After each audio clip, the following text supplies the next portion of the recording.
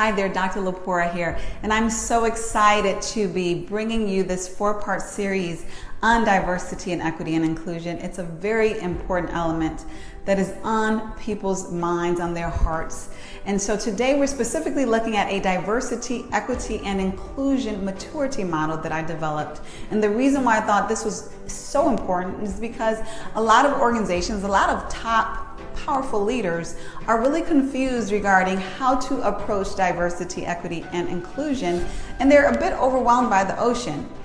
And even though individuals are powerful, are skilled, are smart, it does not mean that they know everything. And so specifically diversity and equity and inclusion, many of us are still learning in the industry. And so it's important for people to not be ashamed, but to be open to learning how to leverage D&I to better their organizations, to better their business, to better their teams and their people. So we're going to dive into this model so that you can see a real look, a real evolution of how your organization can grow, take that journey in maturing through D&I. So first and foremost, I want to talk about these 5 levels that you see. Basic, awareness, appreciate, integrate, and sustain. This is very important because what it suggests, what it implies, and what it directly says is that you have to make an evolution journey in order to optimally manifest D&I in an optimal way within your organization. I'm not going to read everything, but I do expect you to read all of this in order to absorb it all. But the essence that differentiates these levels is going from an organization that is more reactive, more based upon what they have to do, to actually being D&I. So it's from an organization that is reactive to passive to active to proactive and then to sustaining. And so these all look very different. And so that intention of your organization, of the efforts, of the investments by your leaders, by the body, is what gets you migrating, what gets you evolving and upgrading through that journey. So what is important to understand is that basic level is one of compliance. It's that organization, and we all know that organization is a traditional 80s organization that does what it has to do in order to not get sued, quite frankly, in order to increase liabilities. And so they're going to dot their I's regarding what those government regulations are, but that's where the buck stops, because that is all they're interested in, and that's what they see the requirement as being. You know, and then that next phase is, awareness.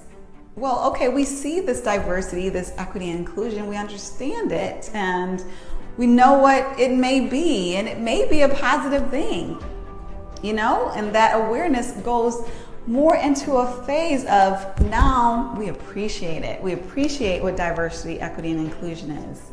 And not only do we appreciate it, but then that goes into we want to be engaged, we want to be active, we want to do something, you know, to basically manifest this great thing that is good for our bottom line, good for our business, good for our people. And then ultimately that inspiring level is sustaining. And that is when your organization culture represents D&I.